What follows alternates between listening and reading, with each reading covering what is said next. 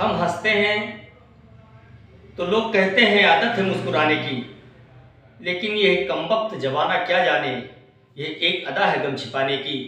मेरे सभी सम्मानित मदरसा आधुनिकरण शिक्षक साथियों को मेरा नमस्कार। मैं पंकज मिश्रा, मदरसा आधुनिक शिक्षक। दोस्तों, जैसा कि आप जानते हैं कि मदरसा आधुनिकरण शिक्षकों की समस्या गंभीर विषय बना हुआ है।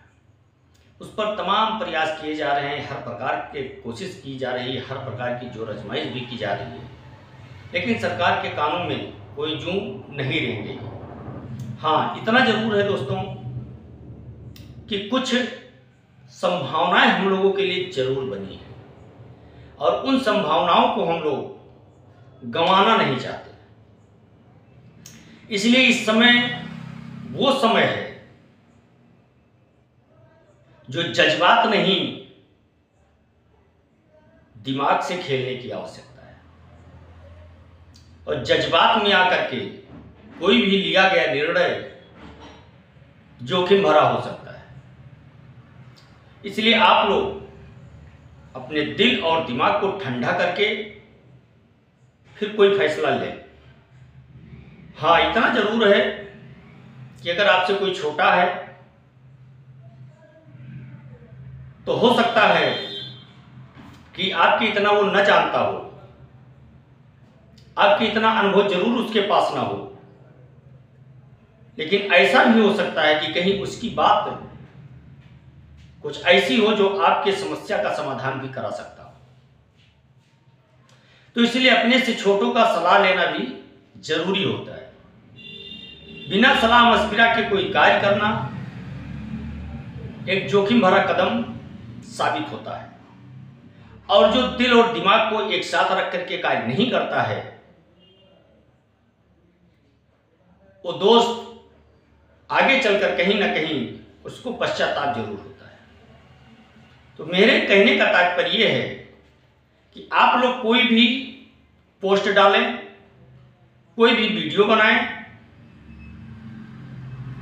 तो उस वीडियो और पोस्ट को इस तरह से न बनाएं, इस तरह से न डालें कि किसी के भावनाओं पे ठेस पहुंचे और जहां से आपका कुछ भला होने वाला हो वो भी आपका नुकसान हो जाए। क्योंकि मैं नहीं चाहता कि अब जो संभावनाएं हम लोगों के लिए बनी हैं उसमें भी प्रश्नवाचक चिन्ह लगे। और बहुत कोशिश और बहुत परिश्रम करने के बाद एक उम्मीद की किरण हम लोगों को दिखाई दी है, तो उस किरण को भी धूमिल करने में कुछ लोग लगे हुए हैं। और वो वही लोग हैं जो किसी न किसी राजनीतिक पार्टी से प्रेरित हैं। आपको अगर प्रचार करना है किसी भी पार्टी का, तो आप अलग ग्रुप बनाएं और उसको अपने ग्रुप पर खूब चलाएं, जितना हो सके उतना ढोल पीटें। लेकिन मदरसा आधुनिकरण शिक्षकों के ग्रुप पर किसी मत, मजहब, जाति और पार्टी का वीडियो बिल्कुल न डालें। जो आपके संबंधित हो, आपकी समस्या से संबंधित हो, उस वीडियो को केवल ग्रुप पे डाला जाना चाहिए। क्योंकि आपके हर एक ग्रुप पे नजर लाइव की रहती है और ग्रुप एडमिन जो है, अगर कोई ऐसी भाषा का प्रयोग उस पर लोग करते हैं तो सबसे बड़ी परेशानी ग्रुप एडमिन को होगी। और जो अराजक तत्व हैं वो हर संभव प्रयास करेंगे माहौल को बिगाड़ने का। वो चाहे जिस भी जाति के हों, किसी भी विशेष समुदाय के हों, उनका हमेशा से एक कार्य रहता है कि किसी तरह से जो एकता बनती है, जो भाईचारा बनता है, उसको छिन्न भिन्न करने का प्रयास करते हैं। और ऐसा करने से उनकी दुकानदारी तेज चलती है मेरे भाई। इसलिए आप ऐसा कोई भी कदम ना उठाएं कि मदरसा आधुनिकरण शिक्षकों को परेशानियों का सामना करना पड़े। मैं आप लोगों से एक निवेदन करना चाहता हूं कि आप लोग कोई भी कार्य करें सोच समझ करके करें और सबके हितों को ध्यान में रखते हुए किया जाना चाहिए। हाँ, यह हो सकता है कि कुछ लोग हर बात पे विरोध करने का उनका तरीका होता है, उनको केवल विरोध ही करना होता है। ऐसे लोगों को बाइकाट करने के बाद उन लोगों से आपको सलाह जरूर लेना चाहिए जो आपके लिए अच्छा मार्गदर्शक बन सके। और रही बात स्कीम की, स्कीम आपकी चलेगी, हर हाल में चलेगी, वार्ता चल रही है उस पर, और बकाया भी आप लोगों का मिलेगा, उस पर भी चर्चा हो रही है। आप लोगों को ज्यादा परेशान होने की आवश्यकता नहीं है और न किसी के बहकावे में आने की आवश्यकता है। बात हम लोगों की चल रही है और बहुत जल्द उसका निष्कर्ष भी निकलेगा, क्योंकि जो जहां पर है अपने स्तर से वो कार्य कर रहा है, चाहे वो सोशल मीडिया के माध्यम से हो, चाहे पत्राचार के माध्यम से हो, या वो वीडियो संदेश से कर रहा हो, या मंत्री महोदय जी के द्वारा कर रहा हो, लेकिन हर प्रकार से वो आपकी समस्या के समाधान के लिए वो कोशिश कर रहा है और करता रहेगा। आप लोग जानते हैं कि मंत्री महोदय जी ने जो वादा किया है वो वादा जरूर पूरा करेंगे, हम लोगों का कार्य भी होगा। लेकिन आपको अगर आवश्यकता है तो धैर्य रखने की आवश्यकता है, संयम बरतने की आवश्यकता है, और किसी की बातों में ना आकर के आपको ये देखना है कि हमारा कार्य कैसे हो सकता है। कुछ लोगों को मैंने देखा है कि बात करते करते वो जज्बातों में आ जाते हैं और उन्होंने अनुचित भाषा से उनको जवाब देने का प्रयास करते हैं।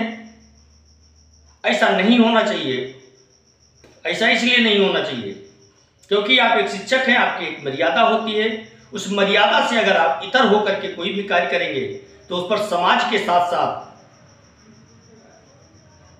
कहीं आपके छवि पर भी उसका प्रभाव पड़ेगा। और इस चीज को ध्यान में रखते हुए हर कार्य किया जाना चाहिए। लेकिन कुछ लोग ऐसे हैं, टीचर तो बन गए, पढ़ाई तो कर लिया, लेकिन वो संस्कारों से कोसों दूर है।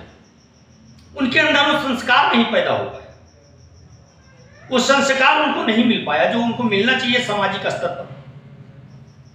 वो केवल एक ही संस्कार जानते हैं और एक ही संस्कार समाज के लिए घातक हो सकता है। इसलिए आप सामाजिक स्तर पर, न्यायिक स्तर पर, हर जगह पर आपको संस्कार में पारंगत पार करना होगा। अगर आपको अपनी छवि बचा के रखनी है, आपको अपने हर काम को करना है, तो आपके साथ हिंदू भी आएगा, मुसलमान भी आएगा, सिख भी आएगा, ईसाई भी आएगा। और आपने देखा है, आप जानते भी हैं, सब कुछ जानते हुए भी किसी के बहकावे में आकर के कभी कभी आप ऐसे अनुचित भाषा का प्रयोग कर देते हैं, ऐसे अनुचित कार्य कर देते हैं जो समाज में और एक विशेष समूह में भी और आपके संस्कारों में उसका काफी प्रभाव पड़ जाता है। इससे आपको निकलना होगा। मेरी ये बातें जरूर किसी को बुरी लगती होगी, लेकिन अधिकतर वो लोग हैं जो मेरी बातों का समर्थन करेंगे, क्योंकि आप एक प्रोफेशनल कैटेगरी में आते हैं और आपके लोग नकल करते हैं, आपके ऊपर सबकी निगाहें होती हैं। इसलिए आपको ये जिम्मेदारी सौंपी गई है कि आप समाज के कुरीतियों को दूर करते हुए अनभिज्ञ लोगों को समाज में कैसे रहना है, कैसे चलना है, कैसे उठना है, कैसे बैठना है, ये सब संस्कार उनमें पैदा करने की आवश्यकता है। इसीलिए आपको एक शिक्षक बनाया गया है और एक शिक्षक हमेशा भी सीखता और सिखाता दोनों है। पूरी जिंदगी उम्र बीत जाती है लोगों की, लेकिन सीखते सीखते बुढ़ा भी हो जाता है, उम्र खत्म हो जाती है, लेकिन वो पूरी चीज सीख नहीं पाता है दोस्तों। इसलिए सीखना पूरी जिंदगी है। अगर छोटा बच्चा आपको कोई सीख दे रहा है, ज्ञानवर्धक बातें कर रहा है, तो उसका श्रवण करना चाहिए, ना कि उसके उम्र पर और उसके हाइट पे जाना चाहिए। और ऐसा करने वाला व्यक्ति कभी असफल नहीं होता है और समाज में उसका पद बहुत उच्च हो जाता है, क्योंकि लोग उसको मर्यादित रूप में समझने लगते हैं और वो मर्यादा आपको बहुत ऊंचाई तक ले जाता है मेरे भाई। इसलिए आप एक शिक्षक हैं, शिक्षक के हैसियत से रहें, आप अपने लिए संघर्ष करें। संघर्ष ही जीवन है और जीवन ही संघर्ष है। और जब तक आप संघर्ष करना नहीं सीखोगे तब तक आपको कामयाबी नहीं मिल सकती है दोस्तों। इसलिए आप संघर्षी बने। और मैं अपने उन सभी शिक्षक साथियों से बताना चाहता हूं कि आप परेशान ना हो, आपकी समस्या के लिए सभी लोग लगे हुए हैं। जो जैसा कर सकता है वैसा वो कर रहा है। इसलिए आपको केवल साथ देने की जरूरत है। आपको न घबराने की आवश्यकता है, न विचलित होने की आवश्यकता है, न आपको हेडक लेने की आवश्यकता है। आप डिप्रेशन में ना जाएं, आप डिप्रेशन से बाहर निकलें। अगर आप उस चीज को लेकर के हेडक बना लिए हो तो उसमें आपका नुकसान है, आपका कोई भला नहीं है। इसलिए कबीरदास जी ने कहा है कि चिंता है चिता के समान, नर को निर्जीव बनाती है। चिता मुर्दे को जलाती है और चिंता जीते जी को खाती है दोस्तों। तो चिंता चिता के समान है और चिता निर्जीव शरीर को जलाती है, लेकिन चिंता आपको तिल तिल मारेगी दोस्तों, और आपको वो कभी जीने लायक नहीं रहने देगी। इसलिए आपको चिंता करने की कोई आवश्यकता नहीं। चिंता आपका संगठन कर रहा है, आपके लिए वो प्रयास कर रहा है, आपके लिए वो संघर्ष कर रहा है और वो लड़ाई लड़ रहा है, लड़ेगा, आपको विजय से जरूर प्राप्त कराएगा। बस अगर आपको जरूरत है तो उसको दुआ देने की आवश्यकता है, संघर्ष में उसका साथ देने की आवश्यकता है। आप अपना संयम बराबर बनाए रखें, हम लोगों का कार्य अवश्य होगा। आज के लिए बस इतना ही। नमस्कार, जय हिंद, जय भारत, भारत माता की जय।